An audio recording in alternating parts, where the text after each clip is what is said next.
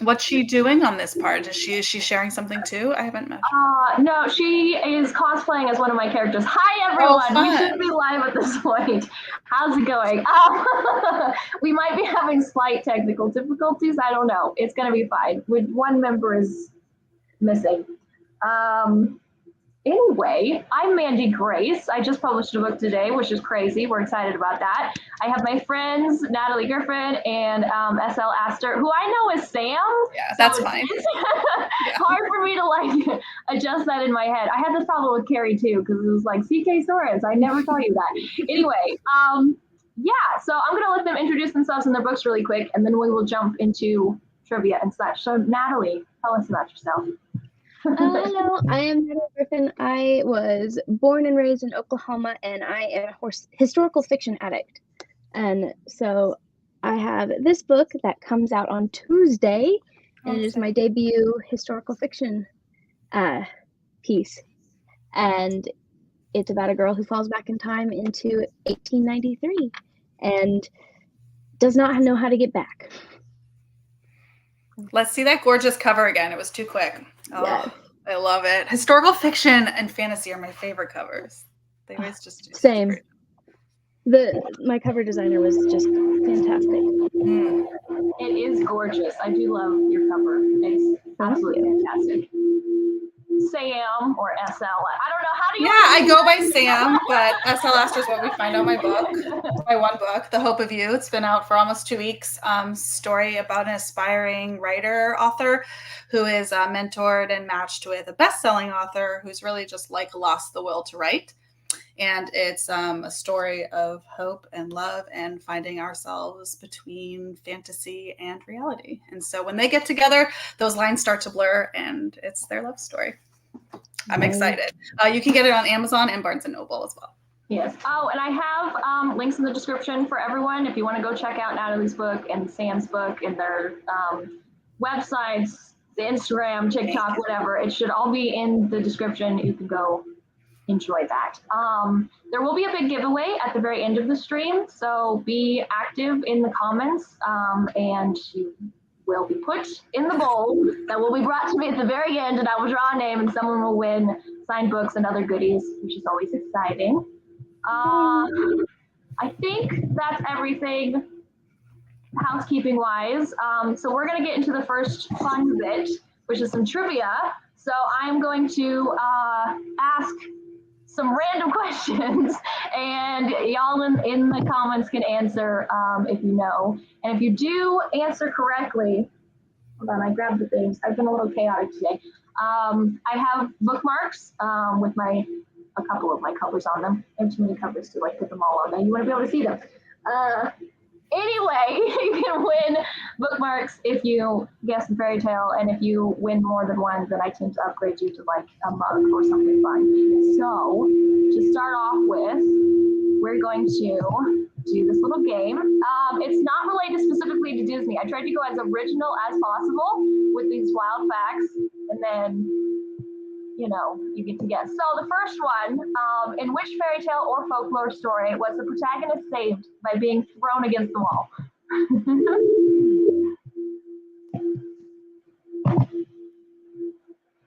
Wait awkwardly for the comments, which is always my least favorite part.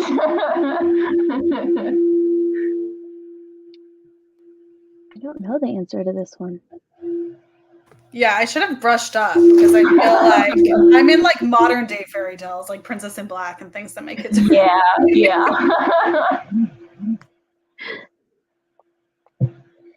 Yeah, I know Disney and some Grimm's fairy tales. Some. A few of my questions are related to the Grimm's fairy tales. I don't actually know where I got this one. I don't know. Clearly no one knows though, because there are no comments related.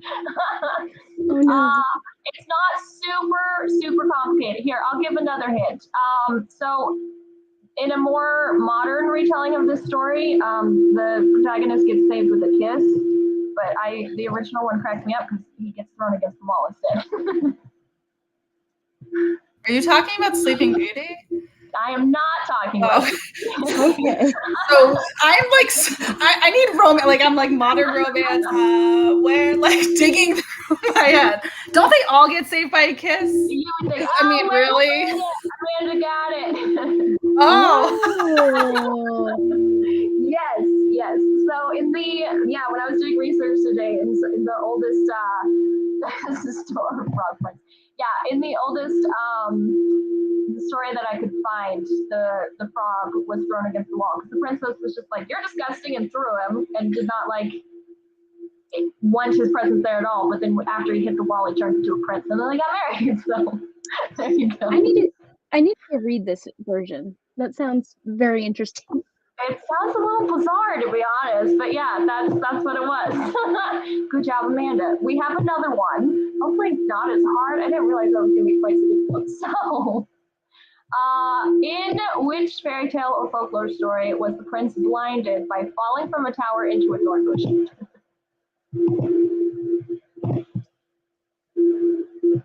I like all the dramatic ones, I think. I'm like, where is the violence?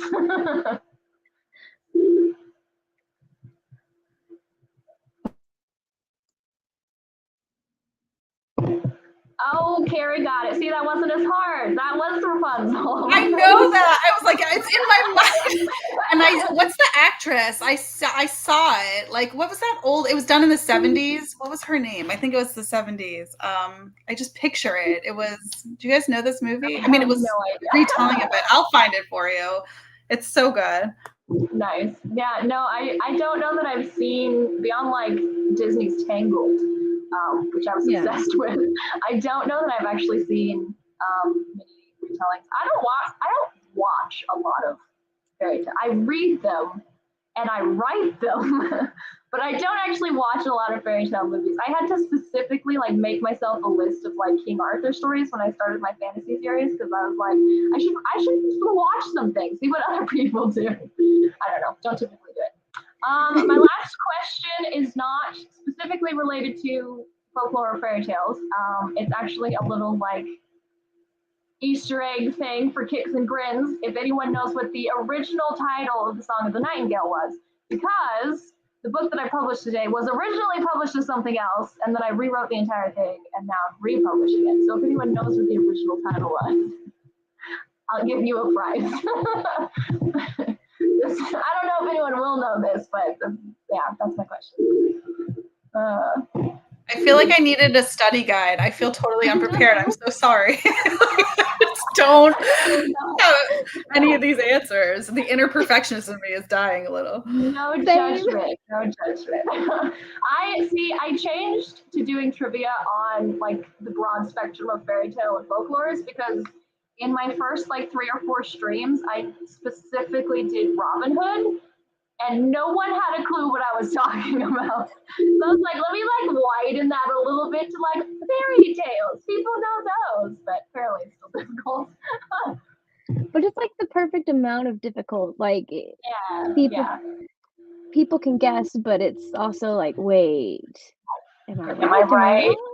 Also, yes, Mandy, I am talking about the one that I wrote. So not like Robin Hood, but like what was my Robin Hood called before I renamed it. I don't know if you could still find that on the internet if you wanted to Google search it, but I don't know. I feel like someone should know. I've been writing these books for like, a year with you, Amanda. Come on. No, I'm just kidding. It's super, yes. It was literally just, this is correct. It was just, I'm scrolling through Instagram. I love that, Carrie. No, so yes, the title was Dusty. It was just the name of the character. The book did not actually have like an official title at all. I can barely remember what I named it. I feel that. Yeah, definitely. Anyway, yes, the original book didn't have a title. I was like, I don't know, this is the character's name, so that's the title. Actually, in my original Robin Hood series, before I rewrote and republished them, there was no rhyme or reason to any of the titles. So book 1 was called Lucy's Legend, Robin Hood's story, which is, you know, it sounds fine. And then book 2 was called Always in Shadow for some reason. And then book 3 was just Dusty. Like that was, it was chaos. It was bizarre. But anyway, that's the end of that fun. I will get little bookmarks and happy things to people who won. Actually, Carrie, you've won a bookmark before, so I might send you, you know, a more fun prize. Anyway, well, I will deal with that after the stream.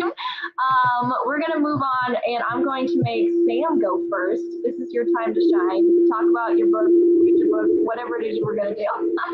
Okay. I have like a wild echo on my end, so if I sound a little choppy, forgive me. It's just like I can't balance all the noises. It's time to shine. Yeah, I love this because when Mandi gave us the opportunity of what to do, I just thought I would read a little bit from the first chapter, but I didn't time myself or anything, so you're gonna need to just cut me off. No, for real. You're gonna, yeah, everyone needs that disclaimer. You have to cut me off or I'll just keep going forever. So yeah, just cut me off, like whatever feels comfortable. I don't remember the time allotment, but I also don't want to like put anyone to sleep. So maybe just like a couple minutes, I can read a little bit about the hope of you. And if anyone has questions, please put them in the comments or the chat, and I can answer those for you as well about the story. Okay. Again, here's my cover. And let's open you up. This is so wild. I haven't done this before, so thanks for listening. All right. I suppose I want to start with the epigraph because I think it's important. It's in this space between the love we've lost and the love we hope to find where we beat ourselves. And that's by Mark Groves. And I actually reached out to him and got his permission to use his words. And he was so generous about it. So I was really excited. I found that quote and I was like, this is perfect for this book. And I like held on to it for a year. I was so pumped that I got to use it. Okay. Chapter 1, Rory. Everything you can imagine is real. Pablo Picasso. Can you hear me all right? Okay. Second chances don't just show up every day. And they definitely don't show up in mailboxes on Saturday morning with my name attached to them. The envelope rattles in my grasp, edges curling against their will. I triple check the label from Eden Books, then hold it up to the sun in hopes of discovering a hint of its contents. A single clue? But the brutal rays force my eyes to the ground, where flecks of silver and opal embedded in the pavement dance around in my vision. There were hundreds of applicants. I'm sure it's a standard courtesy letter rejecting my submission and encouraging me to try again next year. But for me, there is no next year. There is only this one. I force a deep inhale to settle the shaking, half expecting to exhale myself from one of my lucid dreams. Typical brunch traffic in Boston competes with a pounding pulse in my chest, alerting my system that this might not be a drill. On the off chance this is actually happening, there's no way I'll look back at this moment where my life changes forever and replay some sad story about how the sole witness was a weathered mailbox in front of my apartment with its mouth hanging wide open. Sorry, mailbox, it's not you, it's me. I sprint across the street to Memory Lane, the cafe my best friend Kat owns. The racket of welcome bells and steel crashes in my wake. It takes all of 2 seconds to spot Kat behind the counter. Her platinum wavy hair with lavender ends piled on top of her head bounces as she bops along to classic rock music playing throughout the cafe. Waving the envelope in the air like a white flag, I rush to the counter, practically knocking a latte from her hand. Good morning, Kat says, leaning over the counter. She takes in my state from head to toe. Last night's leggings and messy bun, her eyes saucers of concern. Are you, Kat lowers her voice, having an anxiety attack? The kitchen's clear if you need a quiet place. It's all yours. Kat's lips keep moving, but whatever she's saying isn't computing. I woke up this morning as ad sales Rory with a journalism degree collecting dust. The same Rory with the same coffee order who spends her days in the same 4-block radius. I didn't let myself believe I could be chosen, not for something this competitive or prestigious. I'm potentially a signature line away from being a full-time writer. My hands shake as I slam the envelope down on the counter in front of a bewildered Kat. I can't open it. Can't open what? Kat shoots me a quizzical glance. I'm waiting for Kat to tap into her BFF radar and read my mind, because all I'm coming up with are jumbled consonants and vowels flashing in neon. I swiped the stray hair away from my face while spilling the unfiltered contents of my head. My tongue scrapes like sandpaper from the sprint and apprehension. The answer to whether I've been selected as Eden's debut writer is in this envelope. Whether I'm going to finally finish my book and query agents and commit to my dream. I'm nearly shouting now, riding an escalator of elation, making pit stops for shock and relief along the way. And I'm too scared to open it and find out. Kat's eyes pop open like cash registers. I sure as shit am not. She swipes the envelope from the counter, loosens a pencil from her hair, and rips right through the seal. My stomach plummets. I steady my other hand on the counter. At first, she stares intensely. Her brows pull in and her lips hold a straight line. After counting 5 Mississippis in my head, convinced I can't wait another second. As if on cue, Kat's lashes lift and her expression slowly reveals a smile. She's smiling. Kat is smiling at me. Congrats, Rory. You're officially... Wait, let me read it. Here we go. EB Publishing's annual Aspiring Author Mentee. Well, that's a mouthful. I got in, I choke out? I got in, I repeat in disbelief? Wait, but I wasn't supposed to. Ha, that's what she said. Come on, I'm serious. I am too, dead serious, she points out. Kat is laughing and flips the letter to face me, pushing the hard evidence into my trembling hands. Dear Miss Rory Wells, welcome to Eden. Accepted. Writing mentorship. Reed Ashton. The words I'm reading escape in whispers as I race through the details. Kat's voice grabs my attention. She's raising a brow at the paper to-go cup in her hand, giving it a hard stare. Alta, Loon, your mocha's all set. She leaves the cup on the pickup bar and comes over from behind the counter. These double names kill me, she sighs, shaking her head. I swear at this rate I'm going to need to order 32-ounce cups just to fit them. She yanks me into her cinnamon-infused embrace with her signature squeeze, genuine and strong. Waiting for this decision has been eating at me for months. I've made wishes on every star in the sky. When we stop hugging, Kat catches me off guard in a rare moment of serious, saying, Don't look so shocked. I knew you'd get it. I wipe my hoodie sleeve gently across my eyes. Kat's confidence in me is something I've never gotten used to. I swear she laces her lattes with loyalty and support, maybe a splash of courage too. It was terrifying to subject my writing to be judged, and I told myself that if this didn't work out, I'd take it as the final sign it was time to put the pen down, let go, and accept reality. I'm 30, which isn't a death sentence for dreams, but I also know that when something isn't working, you don't hold on tighter. Thank you for pushing me to apply and for being my friend. She waves my affection off with a brush of her hand like her steadfast friendship is no big deal, and thanking her for it is almost an insult. You know what this means? I'm marching into Doris's office on Monday with a fuck you very much resignation letter. You're absolutely recording that. She scans the cafe tables. The place is half full, mostly regulars. Seriously, this is the best news for my best non-paying customer. I deadpan, both of us familiar with our established friendship charades. She's been my best friend and also my barista for close to a decade. Kat strides over to the shelf of vinyl records in the corner, lifting the needle off the rundown record player. She's been talking about getting a replacement for forever. The music stops. The music never stops at Memory Lane. Hey, listen up, everyone, she commands. The handful of patrons scattered around the cafe stop their conversations and look up. This ridiculously talented romance writer is going to be a bestseller, list-making household name. The silence is deafening, followed by a few half-hearted claps. I feel 13 again, eating in the bathroom, avoiding the riotous lunchroom at all costs.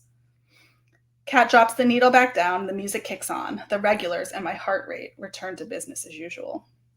Hot pink's your color, Kat says, with a wingtip wink. I touch my cheeks, they're on fire. Come on, we're celebrating, she raises her voice again. Lattes on the house. The room erupts in applause. Sharp whistles startle me. I turn to see Kevin Donnelly, a retiree with a head of silver hair that matches, stick out from his navy and red ball cap. He peeks up from his paper with a pleased grin that is his full smile. Hey, that's what I'm talking about. Dad, you don't even drink lattes, Kat remarks. How about a dark roast then, kid? 1 sugar. She sends a smile over her shoulder. His grin slips behind the crisp shuffling of paper. Grab your spot, Kat directs and passes me a bottle of water. When she returns behind the counter, Mr. Donnelly starts chatting. And I need water for this if I'm going to attempt a Boston accent. Out loud in front of people. All right. Rari, how's your faucet working these days? Haven't had a leak since you fixed it, I reply. Thanks again. Don't mention it. Fitz is still terrified. I had to move his litter box away from the bathroom. Mr. Donnelly chuckles. Bet he is. That cat of his was sopping wet. Poor Fitz caught the brunt of a pipers. Luckily, Kat's dad was on the scene to help, like he does with all the neighborhood residents. Congrats, kid. When will I get to read your book? You read romance, Mr. Donnelly? I asked, concealing my shock. Yours will be my first. Thank you. Well, you'll be the first on my advanced copy list. I knock on the wood table in front of him, not wanting to get too ahead of ourselves here. Kat returns, dropping off her dad's coffee and linking her arm through mine. I want all the details. We make our way to the best view in the house. I sink into the ruffles of a matted down velour armchair, positioned behind a large storefront window. Memory Lane is painted in swooping powder blue letters that match the sky's soft edges when they blend into low-hanging clouds. The street is lined with triple-deckers, foot traffic, and at a distance, the lights at Fenway Park are visible at night. Hello, neighborhood, I whisper. It's quintessential fall in New England, the postcard kind, with hints of burnt orange and apple yellow foliage, a nipping invitation in the air to step outside and be a part of it all. This is my favorite season in Boston. Distinct flavors, hometown pride, traditions, and trophies. A potion crafted of nostalgia and that intoxicating feeling of connection I've got to every sight, smell, and sound. And it's not solely about its incredible, rich history etched in every brick on every building on every street. It's a city I can get lost in and still call home. Is that good? How's my time? You did great. You are right on time, actually. Okay. That was like almost exactly 10 minutes. Also, I kind of low-key didn't want it to end. That was lovely. Yeah, we're missing the part. This is when she finds out who Reed Ashton is. It gets very exciting after this. Kat realized, she's like, wait a second. I see what this guy looks like. You're not worried about there's other reasons you're worried here. And it goes into like their antics. And they were a blast to write. And they are so much fun to read. So if you pick it up, that's where y'all can start off. Start off with Kat and Rory having a girl gab sesh. It's great. That sounds like a lot of fun. I love it. That does sound like a lot of fun. I'm really enjoying it. I don't know what line specifically that this was about, but there was this comment. Oh, thank you. Yes. I'm always like, tell me, like send me emails, let me know, because it's really nice to see which lines hit readers or make an impact. Yeah. That was beautiful. The Hope of You is linked in the description along with all of Sam's everything. So go check it out. Natalie, you're next with whatever you wanted to do. All right. I'm going to read as well because authors don't always know how to talk. So we're going to go with that. So I'm going to start on chapter 2 because it gets right to the fun stuff. So for reference to what just happened, she essentially just drowned in a river in modern times and has no idea what just happened. There's no telling how long I lay on the side of the river. I have no idea how I even got out of the water, but when I opened my eyes, they burned in the bright sunshine. I smelled vile, like puke and pond scum combined. The realization of what happened was slow, creeping into my mind like a snail invasion. The car accident, the river, the ice, breathing the water in. I gasped and sat up. The coughing was relentless, ejecting water all over the tightly packed dirt. Where was Trish? Would they let me retake my test? Watered down blood dripped from the tip of my nose, staining the ground. Alarmed, I smacked my hand against the offending wound on my forehead. The blood welled around my fingers at an alarming rate. Logic told me head wounds bleed a lot, and I didn't have reason to panic, but the blood running off of my chin terrified me. I needed to find my way home, to someone, to a hospital, to find Trisha. Surely the first responders had already located her. If I had survived and traveled so far, maybe she did as well, but those screams had insisted otherwise.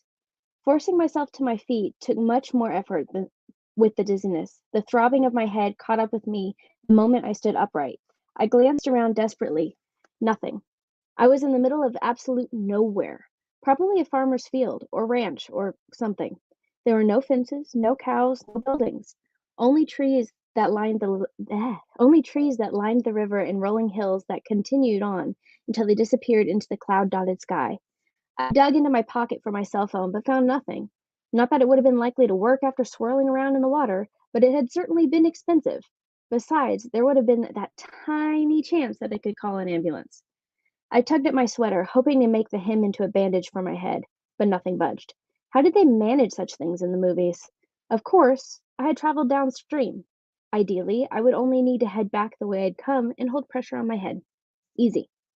Hopefully Tricia hadn't been swept away, but if she had, she was likely to be along the riverbank. At the very least, there was bound to be debris from the car. I silently prayed she had made it safely and was hunting for me. But those screams. Panic swelled in my chest, threatening to take over. My breathing came faster by the second, causing my vision to go fuzzy. Breathe, breathe. I placed my hand on my chest to focus on its rise and fall. Hyperventilating wouldn't help me. It took a while, but when all that was left was the dull pain that radiated through my body and the killer headache, I began to walk, one step in front of another. It felt like I had just run a marathon, completely untrained at some kind of record pace, with werewolves on my heels. Within a few minutes, ominous blood splotches appeared on my jeans. I refused to pull up my pant leg to check the injuries. If I didn't see what was going on, maybe I could ignore it until I found help.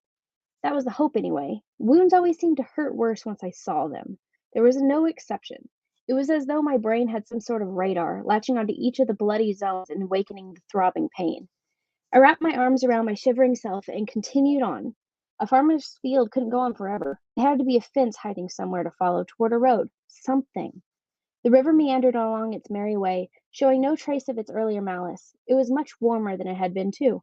Likely in the upper 50s, low 60s. I wouldn't freeze, though my body still shivered. I finally came across a road when the sun was high in the sky, an old dusty path with two bare spots for wheels. I figured there was a 50-50 chance one way would lead to the farmer's house, the other would go off to an abandoned shed. The wound in my head had slowed to a trickle, though each step threatened to reopen it. Hopefully it wasn't as bad as I had originally feared. Time seemed to stretch out indefinitely. My footsteps got slower and slower, until I saw buildings in the distance. It was as though someone injected caffeine into my body. Surprising even myself, I ran for them. It was a town, a very tiny one, but a town nonetheless. It didn't even have a sonic, or power lines, or even street lights for that matter. I didn't completely realize how much was off until I stood next to the closest building, looking onto the main street. It was the perfect replica of one of those ghost towns in a TV show, only with plenty of movement.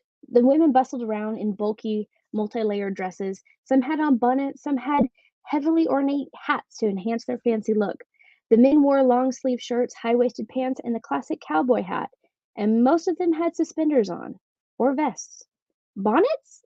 Wait, there was no possible way they were back in style. I moved into the street, blown away by the perfection of the horses and wagons, all the men hoisting heavy things and the women gossiping in corners. Whoever put this together was a genius, and I felt bad for interrupting the production. But I needed help, a hospital preferably. Elizabeth! The sound of my full name piercing through the air hit me with both hope and apprehension. I whirled toward the voice, coming from what looked like the general store. The tall man rushing my way had brown, tousled hair and was dressed just like the other men, only slightly dirtier. The biggest difference was the stressed out look that reminded me of a parent who was about to navigate their toddler's fifth tantrum of the day. I automatically backed up a few steps. I had never seen this man in my life. Where have you been? Do you have any idea how long we've been looking for you? And what happened to you? And what are you wearing? Why are you dressed like a boy? He paused, eyes narrowing as he fought for the words. Where'd you get those pants? They're way too small. You can hardly move. And is that a sweater?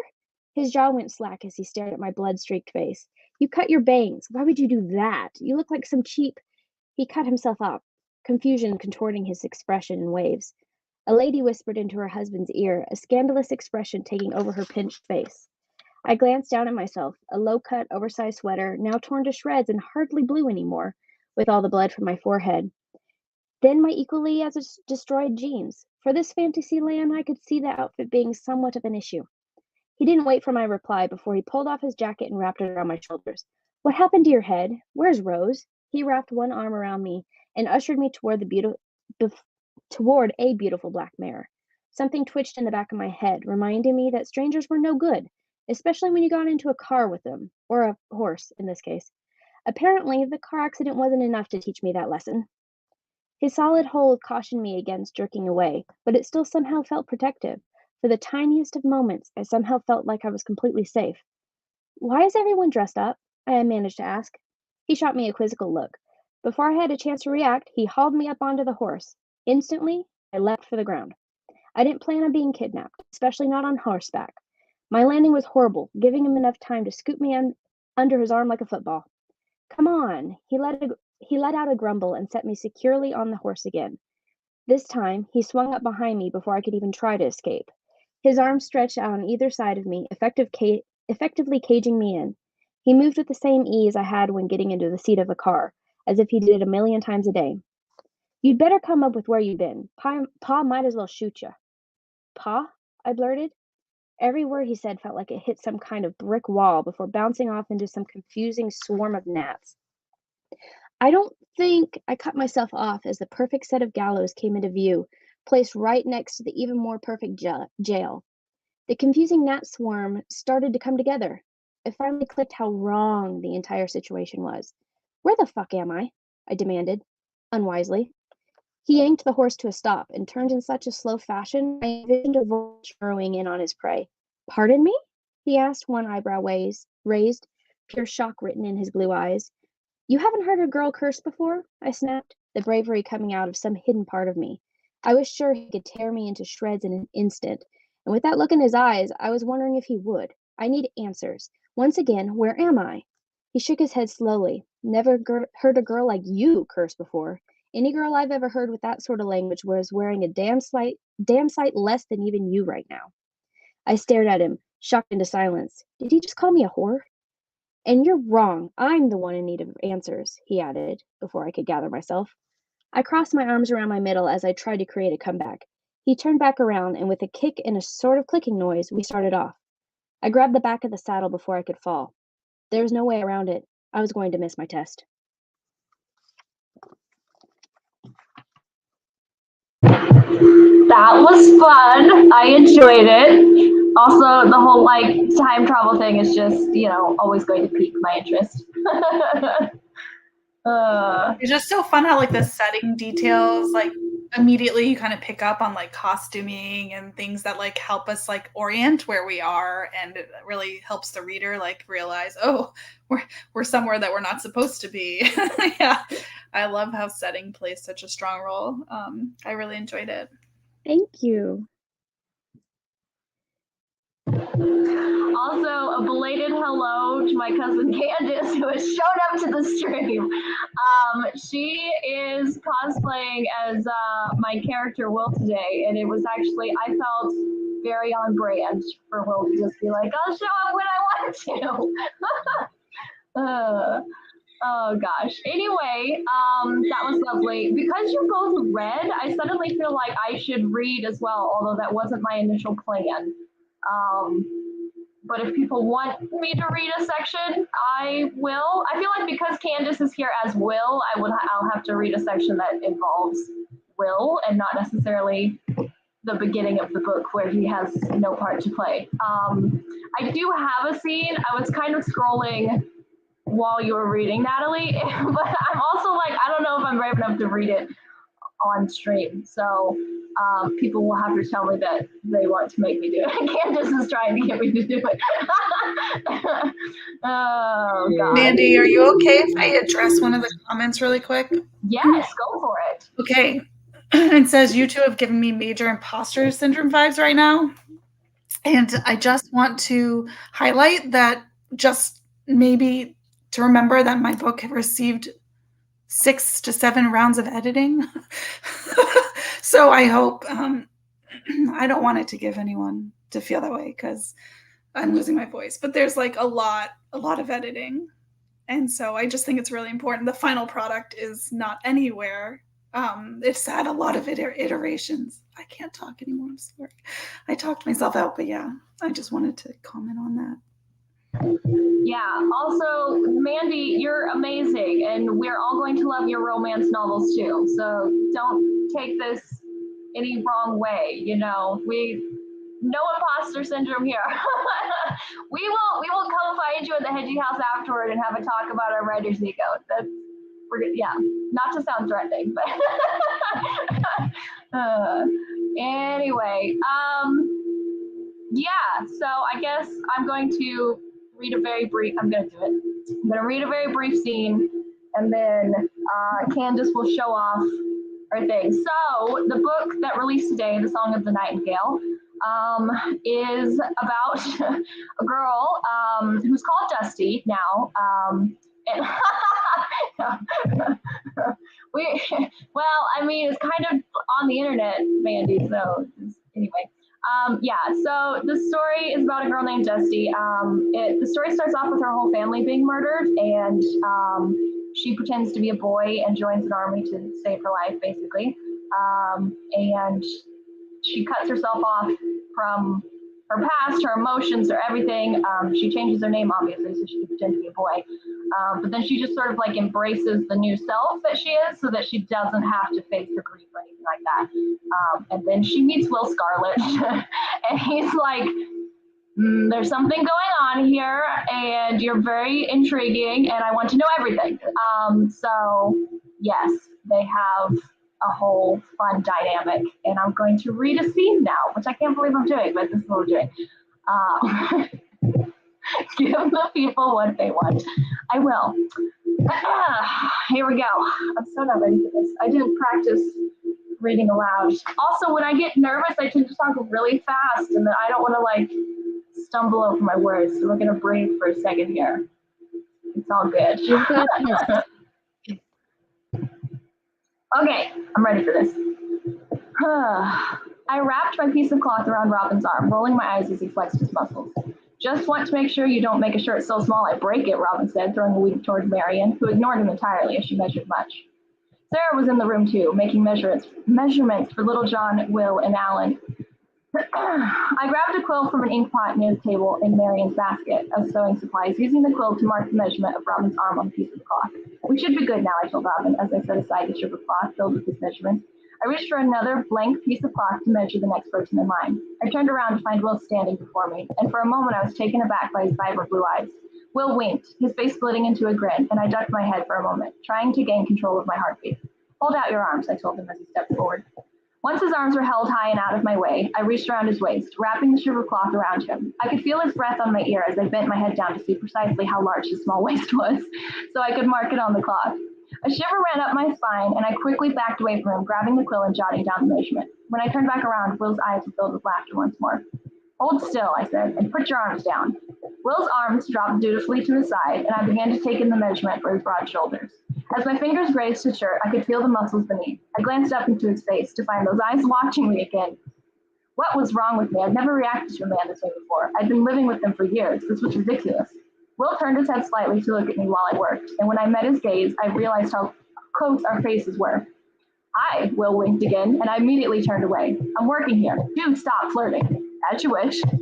I hurried through the rest of his measurements as quickly as I could, all too aware of how close we stood together and how nice he smelled. And there you go. That's what I'm going to read. The end. So there you go. That was unplanned, and I don't know how I feel about it, and I feel weird, but you did good. Yeah. Thanks. Anyway, it was funny. It was funny. I was laughing. I know you can't see us all of our reactions, but we're all like really into. I like got closer to the screen. No, I didn't see any of it because I had the page pulled up. I'll have to watch the replay and see what happened. I was almost about to drink, but Candace is drinking, and we've already been drinking at the same time for too many times. I don't know if anyone else has been noticing this, but I have been noticing the trend. Anyway, so yes, The Song of the Nightingale released today, which I'm very excited about. It's the third book, technically speaking, in my Robin Hood series, but I do try to write all of them so that they could potentially be read as standalones, because the stories in the original Robin Hood series is basically the same story over and over again, but from different people's perspective and like their childhood and like various things. So yes, you could just read Dusty's story if she's more intriguing than like reading Lucy's story again, whatever. Also losing my voice. I'm blaming Sam for this. It's a contagion.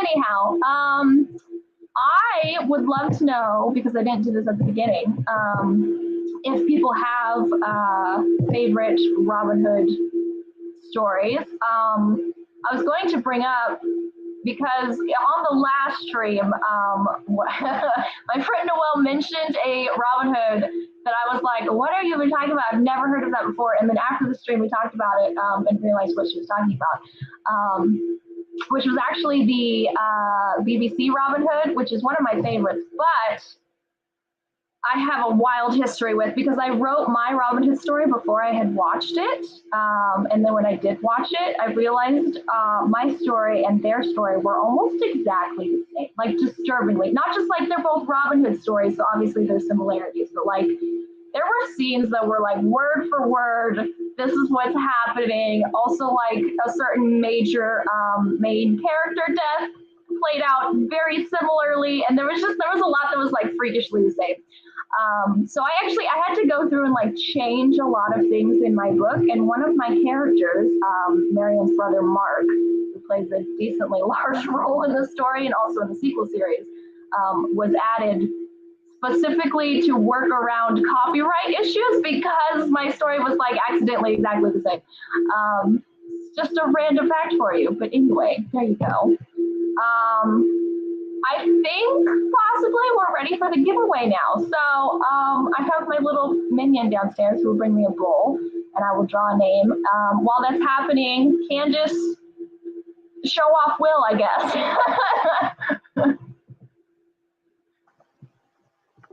Well, I didn't do as much for this costume. I pretty much just pulled from what was in my closet and attempted to get my hair to the right length and color. I didn't quite hit it on the color, but I tried. Let's see if I can get the camera angle correctly.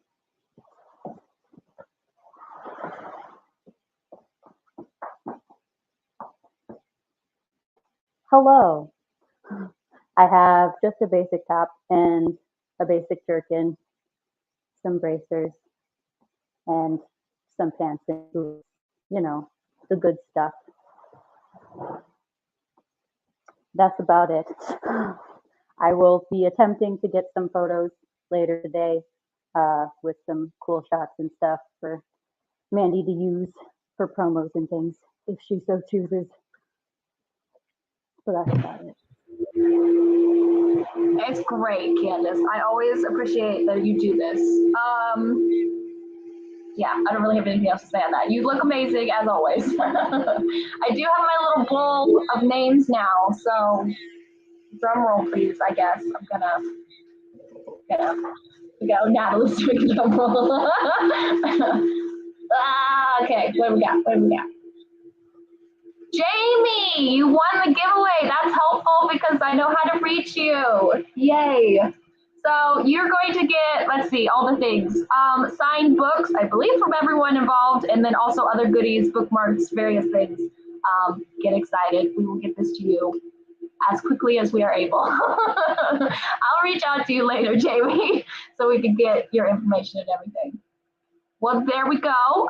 Unless anyone has any further comments or questions, I believe we've come to the end of the stream. I am grateful that everyone was here.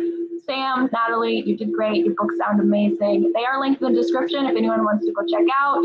Sam's The Hope of You. Natalie, blanking on title, Twins in Time? Is that what it is? Yeah.